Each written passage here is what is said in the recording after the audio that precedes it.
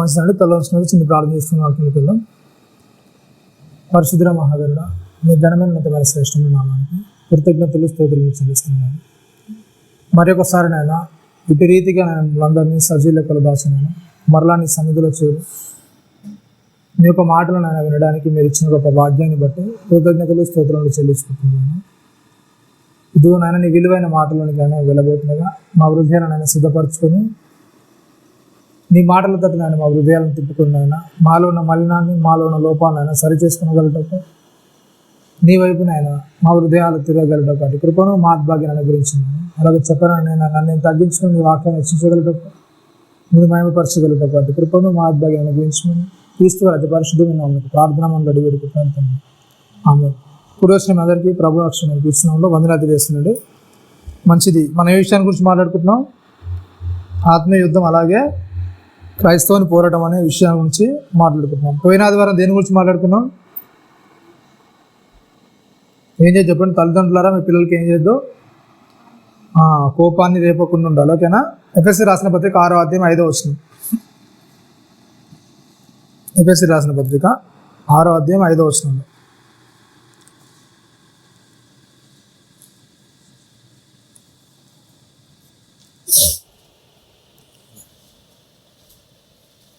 ఎఫెసీ రాసిన పత్రిక 6వ అధ్యాయం 5వ వచనం. దాసులారా, ఏంటంటే యథార్థమైన హృదయం గలవారై భయముతోనూ వణుకుతోనూ క్రీస్తునకు వలె శరీర విషయమై మీ యజమానులైన వారికి విధేయులయుండుడి. ఏంటంటే మనుష్యులను సంతోషపెట్టువారు చేయునట్లు కంటికి కనబడుటకే కాక క్రీస్తు దాసులమని ఎరిగి దేవుని చిత్తమును మనస్పూర్వకముగా జరిగించుచు మనుషులకు చేసినట్టు కాక ఎందుకంట ప్రభువునకు చేసినట్టుగా ఇష్టపూర్వకముగా ఏం చేయాలంట? సేవ చేయండి. ఓకేనా? అపోస్తలుడైన పౌలు గారు ఎఫెసీయులకు రాస్తూ ముందుగా ఎట్లయితే ఒక ఆత్మీయుడు అంటే ఎట్లయితే మనం లోకంలో బ్రతకాలో వాటి అన్నిటి గురించి చెప్తూ ఆ లోకాన్ని అంతా అయిపోయిన తర్వాత ఒకసారి ఎప్పుడైతే మనం క్రైస్తవునిగా క్రీస్తులోనికి వచ్చిన సంవత్సరాలు దాటుతుంటావో ఆ తర్వాత మన భక్తి జీవితాన్ని గురించి చెప్తున్నాడు. ఏంటంటే ఫస్ట్ ఒకవేళ మీరు భక్తి జీవితంలో ఎదుగుతుంటే, మీరు భక్తి పరులుగా ముందుకెళ్తుంటే అలాంటి వాడి గురించి మారుతూ ఫస్ట్గా పిల్లల గురించి మారుతున్నాడు, తర్వాత తల్లిదండ్రుల గురించి మారుతున్నాడు. తర్వాత ఒకవేళ మనం ఒక పనిలోనికి వెళ్తే ఆ పనిలో ఎలా ఉండాలి, క్రీస్తుని ఎలా చూపించాలి అనే విషయాన్ని గురించి అంటే ఒక్కొక్కరిగా మనం క్రీస్తులోనికి వచ్చిన తర్వాత మనం ఎదిగే దశల గురించి మాట్లాడుతూ ఎప్పుడైతే మనం క్రీస్తులోనికి ఎదుగుతున్న దశల్లో క్రీస్తులాగా మన అవతలకి కనబడాలి. అంటే వీళ్ళు క్రైస్తవులు అని చెప్పుకునే విధంగా మన యొక్క ప్రవర్తన, మన యొక్క భక్తి జీవితం అనేది కనబడాలి. ఎందుకంటే మీరు క్రీస్తులో ఉంటున్నారు కదా. అంటే మామూలుగా చర్చికి రావడము, చర్చిలో మాట్లాడుకోవడం, వాక్యాన్ని చదవడం, పాటలు పాడడము ఇది భక్తి కాదు. భక్తి అనేది ఏంటంటే మనం లోకంలో ఒక వ్యక్తితో చేసే భక్తి అనమాట. ఎప్పుడైతే మన ప్రవర్తన కానీ, మన మాటలు కానీ, మన పద్ధతి కానీ ఎప్పుడైతే బాగుంటుందో దాన్ని బట్టి ప్రభు ఏం చేస్తాడు? మన భక్తిని చూస్తాడు తప్ప నువ్వేదో పాటలు పాడినంత మాత్రం, వాక్యం చెప్పినంత మాత్రం, లేకుంటే వాక్యాన్ని చదివినంత మాత్రం అది భక్తి అని దేవుడు అనుకోడు. ఎప్పుడైతే మనం భక్తి పరులు ఎదుగుతామో దాని గురించి మారుతూ చెప్తున్నాడు. అంటే ఒక్కొక్క విషయం గురించి మారుతూ ఇక్కడ చెప్తూ ఏంటంటే పనివారి గురించి ఎప్పుడైతే మనం ఒకరి కింద పని చేస్తామో దాని గురించి మారుతూ చెప్తున్నాడు. ఏమని చెప్తున్నాడు? దాసులారా, యథార్థమైన హృదయం గలవారై భయముతోనూ వణుకుతోనూ క్రీస్తుకు వలె శరీర విషయమైన మీ యజమానులైన వారికి విధేయులయుండు. ఏంటంట? ఎలా ఉండాలంట? ఎలా ఉండాలని చెప్తున్నాడు? పనివారితోని దాసులతో ఏమని చెప్తున్నాడు? ఒకరి కింద మనం పని చేస్తున్నాం అంటే ఎలా ఉండాలంట? యథార్థమైన హృదయం కలిగి ఉండాలి. భయముతో ఏం చేయాలంట? వణుకుతో ఉండాలి. అంటే అవతల కింద మనం పని చేస్తున్నామంటే ఆ యొక్క క్రీస్తు బ్రతికిన దినాల్లో ఎలా అవుతున్నాడో ఆ యొక్క మాదిరిని అవతలకు మనం ఏం చేయాలి? వీళ్ళు క్రైస్తవులు అని చెప్పుకునే విధంగా మన భక్తి జీవితం అనేది ముందుకెళ్ళాలని చెప్తున్నాడు. అంటే భయముతోనూ వణుకుతోనూ క్రీస్తులాగా ఉండాలి. అంటే క్రీస్తు యొక్క జీవితాన్ని గురించి మాట్లాడుతూ తను బ్రతికిన దినాల్లో మాట్లాడుతూ చెప్తాడు. ఏంటంటే తను భయభక్తి కలిగి ఏంటంట ఉన్నందువల్ల ఏం చేస్తాడు చెప్పండి? దేవుని చేత అంగీకరించబడ్డాడు. భయముతోనూ భక్తితోనూ వణుకుతోనూ అతడు ఉన్నందువల్ల ఏం చేశాడు? నేను ఈ విధంగా ఉండాలి అంటే భయం, భూమి మీద బ్రతికిన రోజు నేను చాలా భయంగా ఉండాలి, భక్తితో ఉండాలి, వణుకుతో ఉండాలి. ఎప్పుడైతే ఆ స్పృహ అనేది మనలోనికి వస్తుందో, ఆ తత్వం అనేది మనం ముందుకు తీసుకెళ్తూ ఉంటామో, దాన్ని బట్టి ఏం చేస్తుంది చెప్పండి, క్రీస్తుని మనలో చూపించగలుగుతాం. ఆ యథార్థత అనేది, ఆ భక్తిని మనం చూపించగలుగుతాయి. చెప్తున్నాడు అక్కడ ఏంటంట, యజమానులకు విధేయులే ఉండడం చెప్తూ, మనుషులను సంతోషపెట్టువారు చేయనట్లు కంటికి కనబడుటకే కాక క్రీస్తు దాసులమని ఎరిగి దేవుని చిత్తమును మనస్పూర్వకంగా జరిగించండి. ఏమని చెప్తారు ఏంటంట, ఇప్పుడు ఒక మాట చెప్తారు ఏంటంట, మనుషులను సంతోషపెట్టువారు చేయనట్లు కంటికి కనబడుటకే కాక క్రీస్తు దాసులమని ఎరిగి దేవుని చిత్తమును ఏంటంటే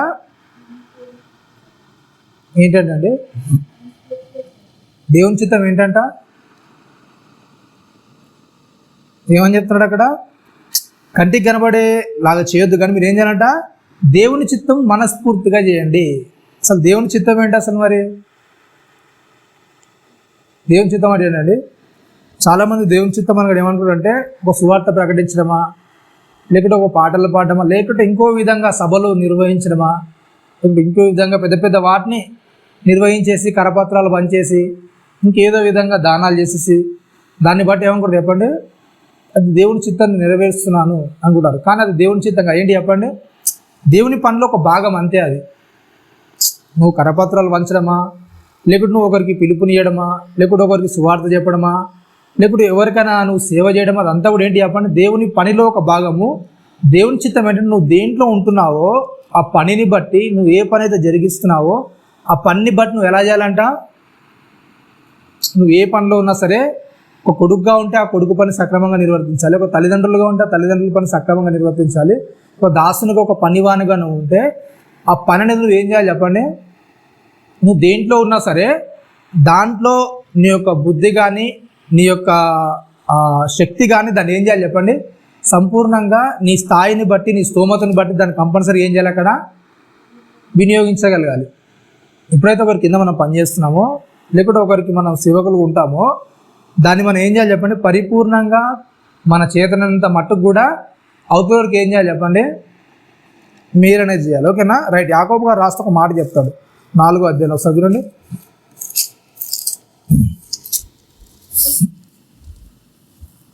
పదహారవ వచనంలో,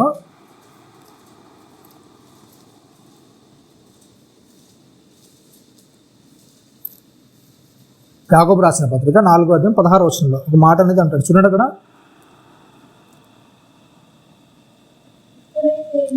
ఇప్పుడైతే మీరు మీ డంబం లేని అతిశయపడుచున్నారు, ఇట్టి అతిశయమంతయు చెడ్డది, కాబట్టి మేలైనది చేయనిరియు అలాగూ చేయని వానికి ఏమవుతుందంట, పాపం కలిగి. ఏమని చెప్తున్నాడు చెప్పండి, ఏం చేస్తున్నాడంట, ఎప్పుడైతే నువ్వు ఒక పనిలో ఉంటావో, ఎప్పుడైతే ఒక పని చేస్తుంటావో దాన్ని బట్టి నీకు రావాల్సింది ఏంటి చెప్పండి, ఆ పనిలో నిపుణత రావాలి. వాళ్ళకి ఎంత మంచిగా నీ పని అనేది అప్పగిస్తావు అనేది పెరగాలి తప్ప, ఎప్పుడైతే నువ్వు ఒక పని చేస్తున్నావో పని బట్టి నీ స్తోమతను బట్టి నిన్ను అతిశయపరచుకోవడం, అంటే నేను లేకుంటే ఎవడు చేయలేడు, నేను ఉంటేనే పని అవుతుంది, నేను రాకుంటే ఎవడు కూడా ఈ పని చేయలేడు అనే అతిశయంలోనికి ఎందుకు వెళ్తున్నారు మీరు? ఎప్పుడైతే ఒక పని అనేది మీకు వస్తుందో పనిని బట్టి ఆ నిపుణతను బట్టి ఇంకా మీరు వారికి బెస్ట్కి ఇవ్వడానికి ప్రయత్నం చేయాలి తప్ప, దాన్ని బట్టి మనం గర్వపడడం, మనం అతిశయపడడం, మనం అతిశయాలకి వెళ్ళిపోవడం అనేది చేయొద్దు. ఇలాంటిది ఏంటంట, ఇట్టి అతిశయము చెడ్డది. ఎప్పుడైతే ఒక పనిలోనికి నిపుణత పెరుగుతుందో ఆ పనిని బట్టి నువ్వు ఇంకా బెస్ట్గా చేయడానికి, ఇంకా ఉత్తమంగా చేయడానికి ప్రయత్నం చేయాలి తప్ప, దాన్ని బట్టి నీకు గర్వం కానీ దాన్ని బట్టి నీకు అతిశయం కానీ ఎప్పుడు కూడా ఏం చేయదంట. ఒక పని బట్టి మనకు రావాలి, అతిశయం కానీ గర్వం కానీ రావాలి. అంటే నాకంటే మంచిగా ఎవరు చేయలేడు, నాకంటే పరిపూర్ణంగా ఎవరు చేయలేడు, నా అంత మంచిగా ఎవరు చేయలేడు అనే దానిలోనికి ఒక మనిషి ఏం చేయొద్దంట, వెళ్ళిపోదు. ఇలాంటి అతిశయం అనేది ఏంటంటే చెప్పండి, చాలా చెడ్డది, చాలా చెడ్డది. ఎప్పుడైతే అలాంటి అతిశయంలోనికి వెళ్తావో నువ్వు ఏం చేస్తావు చెప్పండి, ఏం చేస్తావు? నువ్వు ఎప్పుడైతే బెస్ట్లోనికి వెళ్తావో నీకు ఎలా చేస్తే బెస్ట్ అవుతుందో నీకు తెలుసు, కానీ ఎప్పుడైతే నువ్వు పరిపూర్ణ అవుతావో అంత బెస్ట్గా నువ్వు చేయడానికి ఇష్టపడవు. ఎప్పుడైతే నువ్వు పరిపూర్ణ దశలోనికి వెళ్తావు, ఒక పనిలోనికి నిపుణత అనేది వస్తుందో, ఎప్పుడైతే పని చేయని వాడు ఉంటాడో వాని చేత నువ్వేం చేస్తావు చెప్పండి, నీకు పని అంతా తెలుసు, నీకు పని అంతా వచ్చి కాడికనే వానికి ఏం చేస్తావు, నువ్వు దగ్గరను చూపెట్టడానికి ఇష్టపడు. మీకు తెలుసో లేదో, ఏదన్నా మీరు మెకానిక్ వర్క్ కానీ ఏదైనా వర్క్లోకి వెళ్ళారనుకుని ఏం చేస్తారు చెప్పండి, అక్కడ గమనించినట్లయితే ఎవరైనా సరే ఏం చేయరు చెప్పండి, ఆ పని విధానం దేనిదైనా టెక్నిక్స్ ఉంటాయి కదా, ఏ పనిలోనికి వెళ్ళినా సరే ఆ టెక్నిక్స్ అనేది ఏం చేయరు చెప్పండి, వాళ్ళు రివీల్ చేయరు, చెప్పరు. ఒక వ్యక్తిని గొడ్డు చాకరీ చేయిస్తారు తప్ప అది ఎలా సులువుగా అవుతుందో ఎలా ఈజీగా చేయాలో ఆ విధానం అనేది, ఆ రీతి అనేది ఏం చేయాలి చెప్పండి, ఎవరు కూడా చెప్పరు. ఎందుకు? అది తెలిసిపోతే వాడు కూడా మంచి పనుడు అవుతాడు, అవునా కదా? అది చెప్పకుండా ఏం చేస్తారు, వాడిని గుడ్డు చాకిరి చేయిస్తూ వానికి చాలా రోజులు ఇబ్బంది పెట్టడానికి ఇష్టపడతారు తప్ప ఆ పని అనేది వాడిని నేర్పించడానికి కానీ, ఆ టెక్నిక్స్ అనేది వాడిని నేర్పించి ఇలా సులువుగా చేయాలా అని చెప్పేవాళ్ళు చాలా కొద్ది మంది ఉంటారు. అట్లాంటి వాళ్ళలో ఒకవేళ నువ్వు నిజంగా భక్తిపరుణం అయితే, నువ్వు చేసే పని ఒకవేళ నువ్వు భక్తిపరుణం పని చేస్తుంటే అవతలకి ఏం చేయాలి చెప్పండి, నువ్వు ఏం చేయాలి? ఒక సులువైన మార్గం అనేది నీకు తెలిసినప్పుడు, ఒక సులువు పద్ధతి అనేది నీకు తెలిసినప్పుడు, అవతల వ్యక్తి బాధపరచబడుతున్నప్పుడు దాన్ని ఎలాగో నువ్వు ఏం చేయాలి చెప్పండి, ఆ వ్యక్తికి చెప్పగలగాలి. అలా చేసే విధంగా నువ్వు కూడా ఏం చేయాలి, ఆ వ్యక్తిని ప్రోత్సహించే విధంగా ఉండాలి. జాగ్రత్తగా వాడు కూడా పని నేర్చుకునే విధంగా ఉండాలి తప్ప నీకు వచ్చు కదా పని వాని అవతలను చూసి హేళన చేస్తూ వానికి రాదులే, ఎంత చెప్పినా వానికి అర్థం కాదులే అనే విధంగా అవతలను హేళన చేసే విధంగా, అవతలని బాగా ఇబ్బంది పడుతుంటే చూసే విధంగా ఉండడం అనేది ఏంటంట, ఇట్లాంటి అతిశయం అనేది చాలా చెడ్డది. ఇది మంచిది కాని పద్ధతి. ఒకవేళ క్రైస్తవులుగా ఒకవేళ ఇలాంటి పద్ధతి అనేది మీలో ఒకవేళ పెరుగుతూ ఉంటే మాత్రం ఏం చేయాలి చెప్పండి, కంపల్సరీ మంచి పద్ధతి కాదు. ఒక వ్యక్తి బాధపడుతుంటే ఆ పనికి తెలిసిన తర్వాత కూడా, అది ఎలా చేయాలో తెలిసిన తర్వాత కూడా ఆ వ్యక్తి బాధపడుతుంటే పర్లేదులే వాడే చేస్తాలే అని చూస్తూ, ఆ ఇబ్బంది పడుతున్న వ్యక్తిని చూస్తూ నువ్వు ఆనందపడ్డం అనేది, ఆ పని నాకు బాగా తెలుసని నిన్ను నువ్వు లోపల గొప్ప చేసుకోవడం అనేది అది చాలా ఏంటి చెప్పండి, చెడ్డదైన పద్ధతి. అది మంచి పద్ధతి అనేది కాదు. ఎప్పుడైతే అట్లాంటి దాళ్ళు ఉంటావు నువ్వు, కాబట్టి మేరనేది చెయ్యనెరిగి అలాగూ చేయకపోతే నీకేమవుతుంది చెప్పండి, కంపల్సరీగా పాపం అనేది వస్తుంది. ఓకేనా? నీకు మంచి అని తెలిసినప్పుడు, ఎలా చేయాలో తెలిసినప్పుడు కొంతమంది అలా ఉంటారు. ఇంకొంతమంది ఏం చేస్తారంటే, నీకు తెలుసలేదో లూకాసు వార్తల్లో మత్తయి వార్తల్లో ప్రభువారు చెప్తూ ఉంటారు ఏంటంటే, ఒక దాసుడు ఏం చేస్తున్నాడు చెప్పండి, వాడు ఇష్టానుసారంగా మన ఇష్టం వచ్చిన రీతిగా ప్రవర్తిస్తుంటే ఆ యజమానునికి అది తెలిసిన తర్వాత ఏం చేస్తాడు, ఆ ఉద్యోగస్తున్న ఆ దాసుని ఆ పనిలో నుంచి ఏం చేయాలనుకుంటాడు, తీసేయాలనుకుంటాడు. తీసేయాలనుకున్నప్పుడు ఆ ఉద్యోగస్తుడు ఏం చేస్తాడు చెప్పండి, ఒకరికి 50 మినుగులు అప్పు ఉంటే వాడు ఏం చేస్తాడు, నువ్వు 20 రాసుకో, నువ్వు 30 రాసుకో అంటే ఆ యొక్క యజమానునికి ఏం చేస్తున్నాడు, అతడు ఏం చేస్తున్నాడు చెప్పండి, నష్టాన్ని ఎందుకు నష్టాన్ని కలిగించడానికి ఇష్టపడుతున్నాడు ఇతడు, కానీ ఎట్లాగో డ్యూటీలో తీసేస్తున్నాడు. కాబట్టి నేను బ్రతకాలంటే ఏం అవతలోనికి ఏదైనా మేలు చేస్తాను అనుకోండి, ఈ మేలు కరెక్టేనా? మరి మనం బాగుపడాలని నీ యజమానికి నష్టం కలిగించి అవతలోనికి మేలు చేయడం కరెక్టేనా? మరి అది మేలు కరెక్టేనా?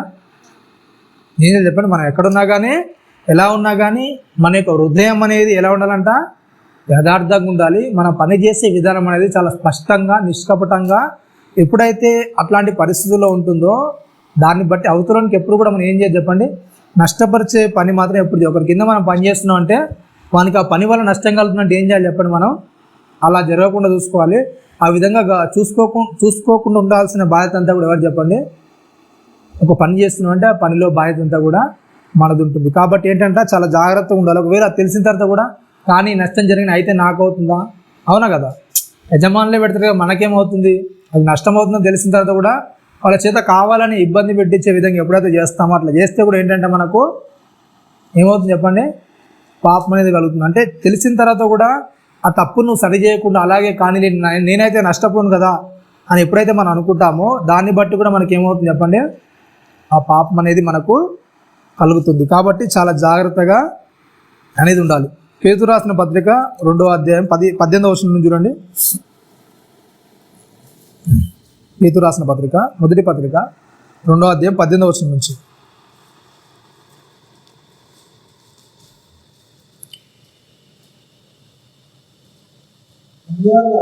ఏంటంటే, పనివారులారా మంచివారును సాత్వికులైన వారికి మాత్రం, ఇంకొక దాని గురించి మారుతున్నాడు ఇక్కడ పేతురు గారు. ఏంటంట, పనివారులారా, ఒకవేళ మీ యజమానుడు మంచోడైతేనే, మంచి సాత్వికుడు అయితేనే వానికి నచ్చినట్టుగా చేయడానికి, వారికి ఇష్టం వచ్చినట్టు చేయడానికి ఎప్పుడు కూడా మీరు ఇష్టపడకండి అని చెప్తున్నాడు. ముష్కరులైన మీ యజమానులకును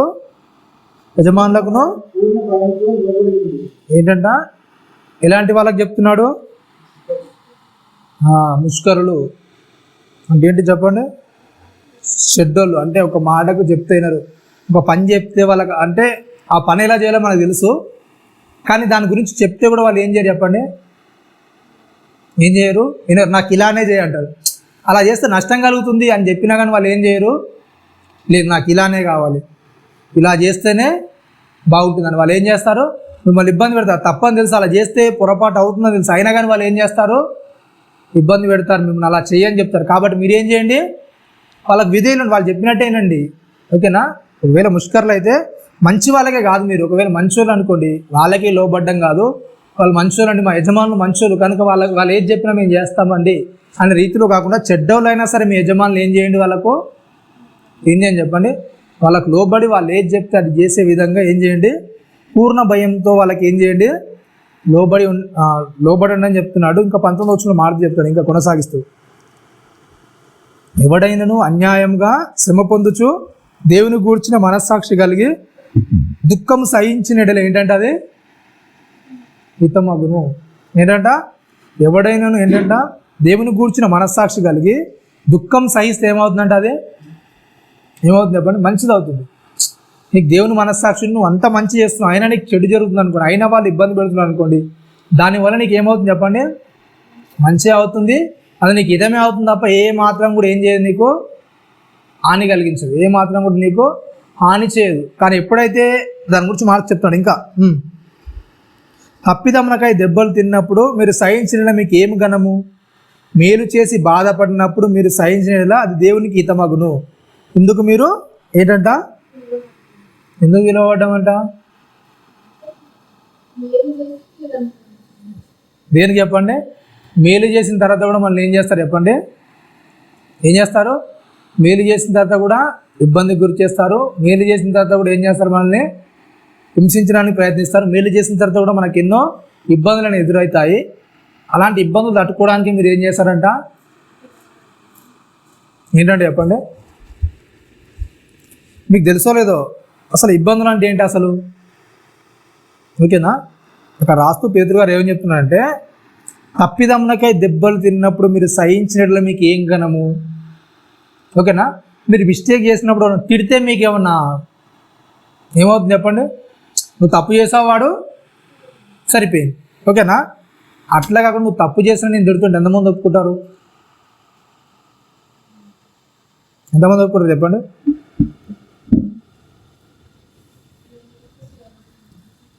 పేతురు గారు ఏమంటున్నారు చెప్పండి, దేనికి పిలువబడ్డం మనము చెప్తున్నాడు ఏంటంట, ఎందుకు మీరు పిలువబడ్డారంట. ఎందుకు చెప్పండి, ఒకవేళ మనం తప్పు చేయకున్నా సరే, అవతలోడు తిట్టినా సరే ఏం చేయాలి చెప్పండి, ఏం చేయాలి చెప్పండి, సహించడం కాదు. మత్తయి సువార్త చెప్తే ఏంటంటే, ఒక మాట మీద చెప్తారు, మత్తయి సువార్త యేసుక్రీస్తు ఏంటంటే, మీరు దూషించిన వారు మీరు ఏం చేయాలి చెప్పండి, మళ్ళీ దూషించొద్దు, ఇంకేం చేయాలి,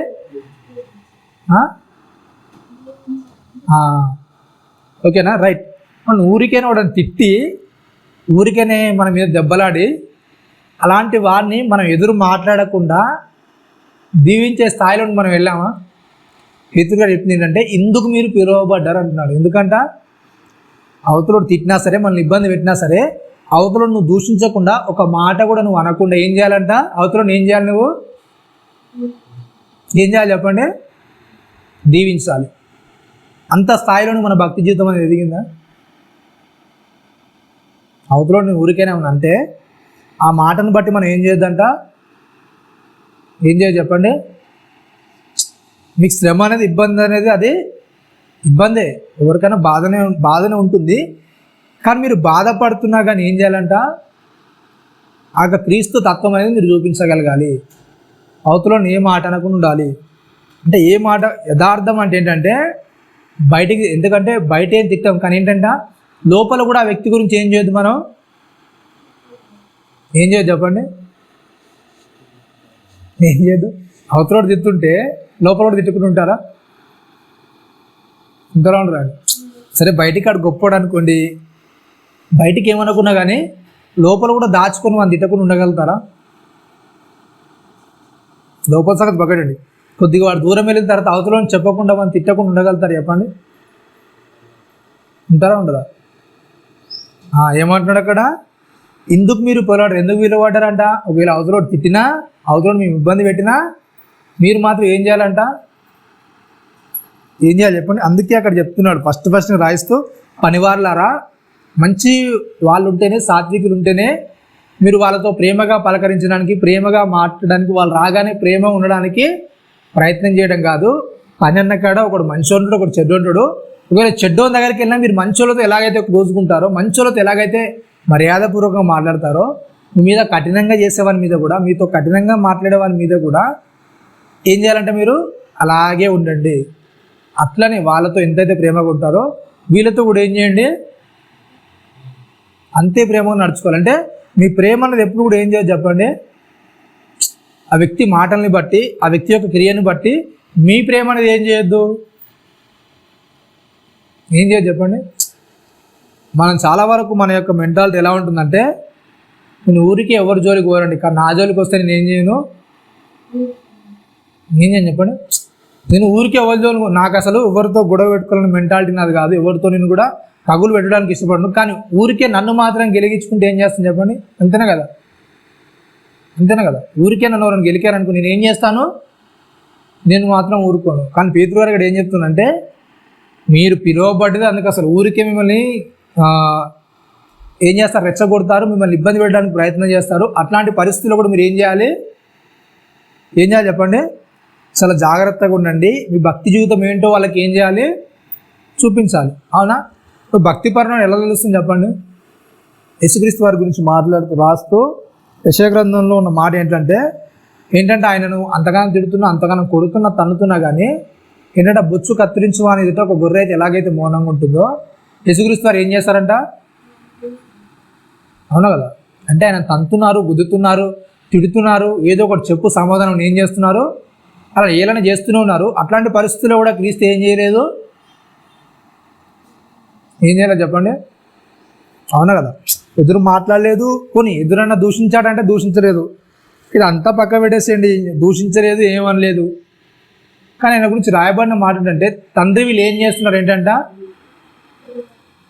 ఏంటి చెప్పండి, అవతలని దీవించడం అంటే ఏంటంటే, యేసుక్రీస్తు వారు నేర్పించిన మాట ఏంటంటే, అవతలో నేను తిడుతున్నప్పుడు, దూషిస్తున్నప్పుడు, కొడుతున్నప్పుడు ఆ పరిస్థితిని బట్టి నువ్వు మాట్లాడాల్సిన మాట దీవించడం అంటే ఏంటంటే, తండ్రి వీళ్ళు ఏం చేస్తున్నారు ఏంటి చెప్పండి, తెలియదు. నిజంగా మాట అంటారు చెప్పండి మీరు, ఒక వ్యక్తి మనం తిడుతున్నప్పుడు, కొడుతున్నప్పుడు వీళ్ళు ఏం చేస్తున్నారో తెలియదు అంటారా, వీడు ఎక్కడో పగ అనేది నా లోపల ఉంచుకొని కావాలని వీడు చేస్తున్నారంటారా, ఏం చేస్తాను చెప్పండి. వీనికి ఎప్పటి నుంచో నా మీద పగ ఉందండి, ఎప్పుడు చూసినా నన్ను ఇలానే చూస్తాడు, ఎప్పుడు చూసినా నన్ను ఈ విధంగా ఏదో విధంగా టార్చర్ చేయాలని చూస్తాడు వీడు, అవునా కదా అంటారు లేదా. లేకుంటే పేతురు చెప్పినట్టుగా ఇందుకే మీరు పిలువబడ్డారు, అవునా, శ్రమ పెట్టబడ్డానికే, శ్రమలు అనుభవించడానికే మీరు పిలువబడ్డారని ఒప్పుకుంటారా. 21 మారుతున్నాడు, 1 పేతురు 2:21.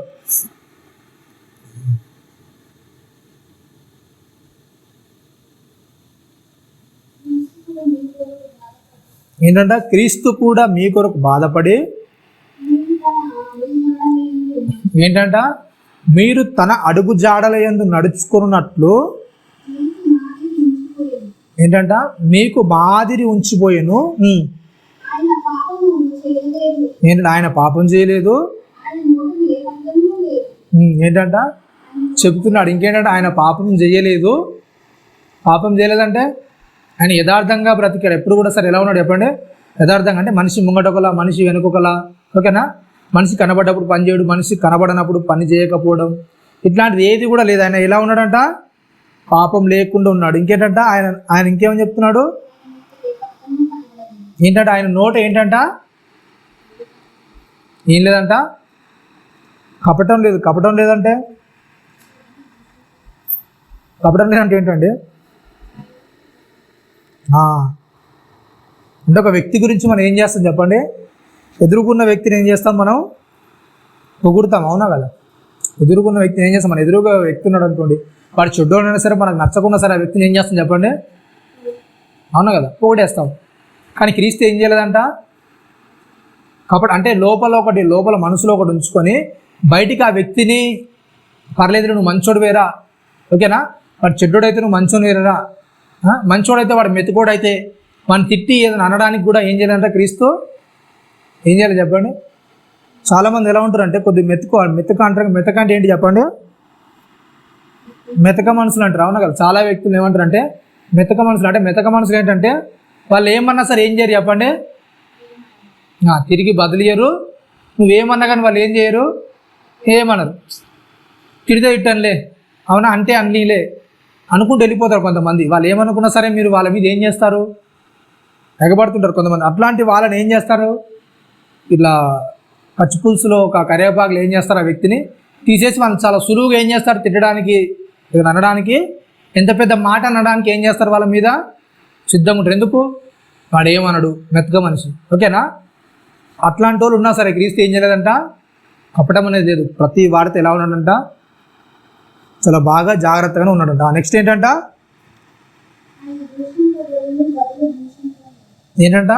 ఆయన తిట్టించుకున్నాడు కానీ అవతల వ్యక్తిని ఏం చేయలేదంట.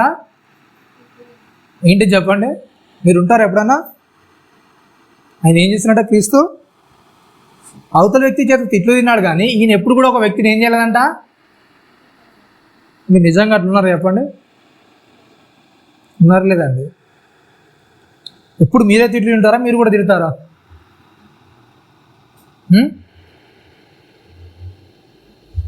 సపరేట్ ఏంటండి, ఎప్పుడు మీరే తిట్లు తింటారా, లేకపోతే అవతలను తిట్టడానికి కూడా సాహసం చేస్తారా? క్రీస్తు అయితే ఏం చేయలేదంట, అవతల తిడుతుంటే తిట్లు తిన్నాడు తప్ప అవతల వ్యక్తిని ఏం చేయలేదంట, ఒక తిట్లు తిట్టడానికి కానీ వాడిని బెదిరించడానికి కూడా ఏం చేయలేదంట. ఏం చేయలేదు చెప్పండి, ప్రయత్నం చేయలేదు. అంటే క్రీస్తుకు బలం లేదంటే ఉంది, కానీ ఏం చేయాలి చెప్పండి, అవతలను తిట్టలేదు, బెదిరించడానికి కూడా ఇష్టపడలేదు అనమాట. ఓకేనా? నెక్స్ట్ ఏంటంట,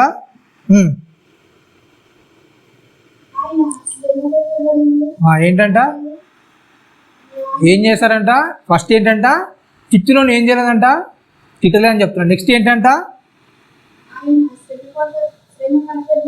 శ్రమ పెట్టబడి ఏంటంట, బెదిరింపక ఏం చేయాలంట చెప్పండి, ఏం చేయాలి చెప్పండి, శ్రమ పెట్టబడుతున్న సందర్భంలో కూడా ఆయన ఏం చేయాలంటే చెప్పండి, ఏం చేయలేదు. మనం ఏం చేస్తాం చెప్పండి, బెదిరిస్తారా లేదా మీరు? ఫస్ట్ ఏంటంట, ఫస్ట్ మాటల దాకా వస్తుంది, మాటల దాకా ఇండేమనుకో, నెక్స్ట్ ఏం చేస్తాం చెప్పండి, ఏం చేస్తారు, బెదిరిస్తారు. అవునా కదా? బెదిరిస్తారు లేదా? ఏంటంట, క్రీస్తులో లక్షణం ఏంటంటే చెప్పండి, ఒకవేళ వాడు కొడుతుంటే పర్లేదులే అనుకోవడం, తిడుతున్నా కూడా వదిలేసేయడం, బెదిరించే తత్వం అనేది కూడా యేసుక్రీస్తులో. ఓకేనా? అవతలను ఏం చేయలేదంట, బెదిరించిన ఊరికైనా ఎందుకు కొడుతున్నావురా, అవునా కదా? అప్పటికి చట్టాలు ఉన్నాయి, న్యాయాలు ఉన్నాయి, కానీ ఏంటి చెప్పండి, అవతలను ఏం చేయలేదు, బెదిరించలేదు. అవునా కదా? మీరు బెదిరించడం అంటే ఎలా అంటే, ఒకవేళ మీరు సిటీకి వెళ్ళారనుకోండి, ఓల్డ్ సిటీకి, ఓకేనా, ఓల్డ్ సిటీ ఆ ప్రాంతంలోకి వెళ్ళారనుకోండి, ఎందుకుంటారంటే ఇప్పుడు మన పవన్ ఉన్నాడా, అంతకంటే చిన్న ఉంటారు పిల్లలు, వాడిని ఒకవేళ నువ్వు చేయి తాకింది అనుకో, వాడు ఏమంటాడు, అరే తురే అంటాడు, వాడు ఎంత పెద్దోడైనా సరే. ఓకేనా?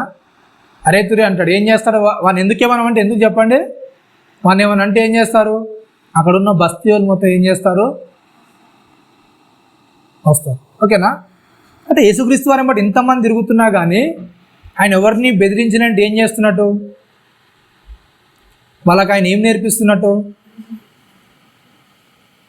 ఓకేనా?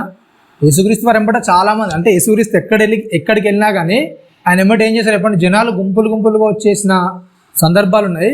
అట్లాంటి పరిస్థితుల్లో కూడా ఒకవేళ అంత అన్యాయం జరుగుతుంటే కూడా యేసుక్రీస్తు ఏం చేయలేదంట, ఏం చేయలేదు చెప్పండి. మరి నా వెనక ఎంతమంది వస్తున్నారో తెలుసు కదా, ఒకవేళ వాళ్ళకు అంటే ఈ పని అయిపోతుంది, అవునా, నా శిష్యులు ఉన్నారు ఇంతమంది, వాళ్ళకు ఒకవేళ మాట చెప్పినా కానీ ఏంటంటే పేతురు గారు చాలా ఆవేశపరుడు, అవునా, గెత్సేమనే తోటలో యేసుక్రీస్తుని పట్టుకున్నందుకే తీసుకోవడం ప్రభుని ఏం చేస్తాడు చెప్పండి, కత్తి తీసేసుకొని సేవ నరికేస్తాడు. అవునా కదా? అట్లాంటి సందర్భాల్లో ఒకవేళ యుద్ధం చేయమంటే చేయరా? యేసుక్రీస్తుని పట్టుకుంటున్నప్పుడు సరే కాన్లే యుద్ధమే చేయనంటే చేయరా చెప్పండి? అట్లాంటి పరిస్థితుల్లో ఉన్నా కానీ ఏంటంటే ఎవరిని కూడా ఏం చేయలేదంట, ఏం చేయలేదు చెప్పండి, ఎప్పుడు కూడా బెదిరించడానికి ఇష్టపడలేదు. అవతల దూషిస్తున్నా, ఇబ్బంది పెడుతున్నా కానీ ఏ వ్యక్తిని కూడా ఏం చేయలేదంట, బెదిరించడానికి ఇష్టపడలేదు. దానికి పోగా ఏం చేశారంట ఆయన, ఏంటంట, న్యాయముగా తీర్పు తీర్చు దేవునికి ఏం చేస్తారంటే చెప్పండి, ఎవరికి అప్పగించేస్తున్నాడు, దేవుడే చూసుకుంటాడు. ఓకేనా? ఆయన అప్పగించుకుంది ఎవరికి చెప్పండి?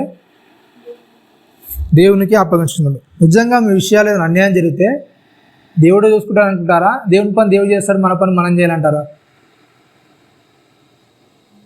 ఏం చేస్తారండి? నిజంగా మన విషయాలకు అన్యాయం జరిగితే, నిజంగా మన విషయాల్లో ఒకవేళ అంత శ్రమనే పెట్టబడితే దేవుడే చూసుకుంటాలే అంటారా? దేవుడు చూసుకున్నాడు, మన పని కూడా మనం చేయాలంటారా? ఎట్లుంటారు చెప్పండి? ఏం చేస్తారండి? మన విషయాల్లో శ్రమ ఇబ్బంది కలిగితే అవతల వ్యక్తి మనల్ని ఇబ్బంది పెడుతుంటే దేవుడు ఉన్నాలే, దేవుడు చూసుకుంటాడు అంటారా? లేకపోతే దేవుడు చూసుకుంటాడు కానీ ఏం చేయాలి? మనం కూడా ఏం చేయాలి చెప్పండి? మనం చూసుకుంటేనే కదా దేవుడు చూసుకునేది, అవునా కదా? అట్లాంటి దానిలోకి వెళ్తారు. ఒకసారి గమనించుకోండి ఆ విషయం అనేది. 4వ అధ్యాయము ఇందులోనే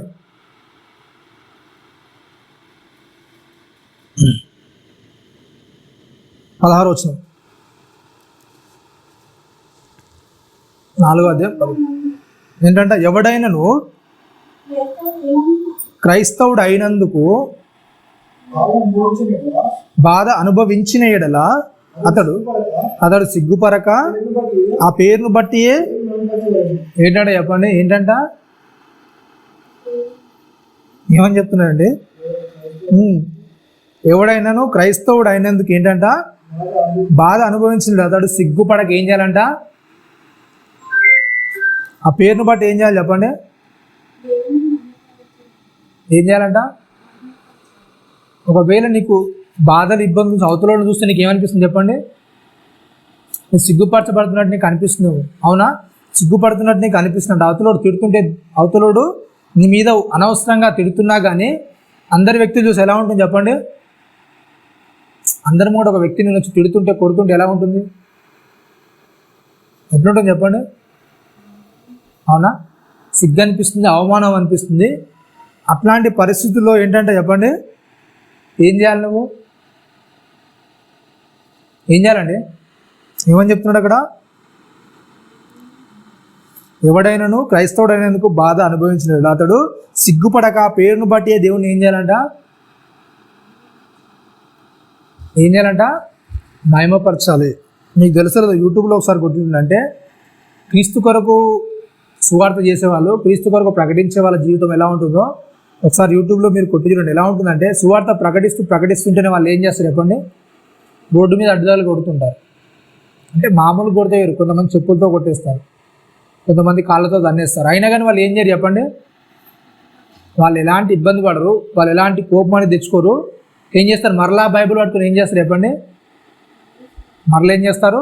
మరలా సువార్త చేస్తారు. ఒకవేళ అక్కడ నుంచి వెళ్ళకూడదు వెళ్ళిపోయి మరలా ఇంకొక చోట సువార్త ప్రకటిస్తారు తప్ప వాళ్ళు ఏం చేయరు, సిగ్గుపడరు. ఓకేనా? ఒక వ్యక్తి వచ్చి నన్ను చెప్పుతో కొట్టాడు కదా, ఒక వ్యక్తి వచ్చి నన్ను కాలుతో అన్నాడు కదా, మరి నా పరిస్థితి ఏంటి అని ఎప్పుడు కూడా వాళ్ళు ఏం చేయాలంటే చెప్పండి? సిగ్గుపడరు. ఎందుకు? పని అంటే దేవునికి పని వాళ్ళుగా, దేవుని జత పని వారు మనం ఎంచుకున్నాం కానీ ఏంటి, మేము ఏ విషయాలు కూడా మేము సిగ్గుపడము, ఏ విషయాలు కూడా మాకు అభ్యంతరం ఏమీ కూడా ఉండదు. కానీ వాళ్ళకి గుర్తుండేది ఏంటంటే కింది వచనంలో ఒక మాట ఉంటుంది చూడండి, 17వ వచనంలో,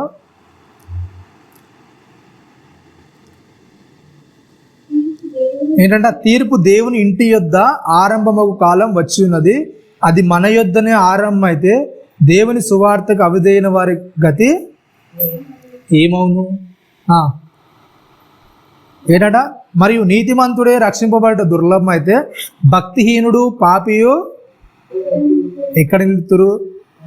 కాబట్టి దేవుని చిత్త ప్రకారము బాధపడువారు సత్ప్రవర్తన గలవారై నమ్మకమైన సృష్టికర్తకు తమ ఆత్మలను అప్పగించుకునే వాళ్ళని ఏమని చెప్తున్నారండి?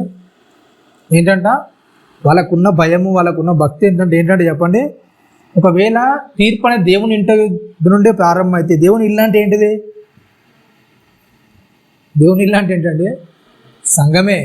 అంటే సంఘంలో మీరు ఇంత మంచి మాట్లాడిన తర్వాత కూడా, సంఘంలో దేవుని యొక్క వాక్యం మీ చూలబడ్డ తర్వాత కూడా మీరు ఆ సువార్త ప్రకారంగా బతకకుండా, ఆ సువార్త ప్రకారంగా మీరు జీవించకుండా ఉంటే మిమ్మల్నే దేవుడు తీర్పు తీరిస్తే అసలు సువార్త తినని పరిస్థితి ఏంటి? అసలు సువార్త అంటే తెలియని పరిస్థితి. ఇంత సువార్త తిన్న తర్వాత మిమ్మల్నే దేవుడు ప్రశ్నిస్తుంటే సువార్త తినని పరిస్థితి ఏంటి చెప్పండి? అవునా కదా? ఇది మాటలు విన్న తర్వాత ఇంత మంచిగా బ్రతకాలని తెలిసిన తర్వాత మనమే సరిగా బ్రతకకుండా ఉంటే ఓకేనా, బయట అసలు సువార్త అనేది ఇన్నోని పరిస్థితి ఏంటి? అసలు సువార్త అంటే తెలియనోని పరిస్థితి ఏంటి చెప్పండి? అవును కదా. ఏంటంట తీర్పు అనేది ఏంటంట చెప్తున్నాడు. తీర్పు దేవుని ఇంటి నుండి ఆరంభ కాలం వచ్చినది, అది మన యొద్దనే ఆరంభం అయితే దేవుని సువార్తకు అవిధేయులైన వారి ఏంటంట అవిధేయులైన వారి గతి ఏమగును? ఇంకేమని చెప్తున్నాడు? మరియు నీతిమంతుడు రక్షింపబడ్డ దుర్లభం అయితే భక్తిహీనుడు పాప ఎక్కడ నిలుస్తాడు? ఓకేనా. ఇంత తెలిసిన తర్వాత నీతిమంతుడిగా క్రీస్తు రక్తంలో కడగబడిన తర్వాతనే నీ మనస్సు అనేది శుద్ధి కాకుండా, నీ గర్వం అనేది అణిగిపోకుండా, నీ పొగరు అనేది ఇంకా నలగొట్టుకోకుండా అట్లే బ్రతికామనుకోండి మనం, ఓకేనా. మన పొగరు అనేది ఇంకా అలాగే ఉందనుకోండి, మన గర్వం అనేది ఇంకా అలాగే ఉందనుకోండి, అంటే దేవునిలో కడగబడిన తర్వాత కూడా నువ్వు ఇంత గర్వంగా ఇంత పొగరుగా ఎప్పుడైతే బ్రతుకుతుంటావో, అంటే దేవునిలో లేని వాని యొక్క పొగరు ఎలా ఉంటుందిగా, దేవుని గురించి తెలియని పొగరు ఎలా ఉంటుంది? దేవుని వాక్యం తెలిసిన తర్వాత నువ్వు ఇంత మసిలిపోయి ఇంత డంబంగా ప్రవర్తించినప్పుడు దేవునిలో లేని వాని పరిస్థితి ఎలా ఉంటుందిగా? అవునా కదా. కాబట్టి ఏంటంటే చాలా జాగ్రత్తగా ఉండని చెప్తున్నాడు. దేవుని ఇంటి నుండి ఒకవేళ తీర్పు అనేది ప్రారంభం అవుతే అవిధేయుల పరిస్థితి ఏంటి, దేవుని తిరిగిలోని పరిస్థితి ఏంటి? కాబట్టి ఏంటంట, కాబట్టి దేవుని చిత్త ప్రకారం బాధపడు వారు ఏంటంట ఏం చేయాలంట? సత్ప్రవర్తన గలవారై నమ్మకమైన సృష్టికర్తకి ఏం చేయాలంట? మన ఆత్మలను అప్పగించుకోవాలి. ఏం చేయాలంట? నమ్మకమైన సృష్టికర్తకి ఏం చేయాలి చెప్పండి? మన ఆత్మలను అప్పగించుకోవాలి. ఓకేనా. ఆత్మలను అప్పగించుకోవడం అంటే ఏంటి చెప్పండి?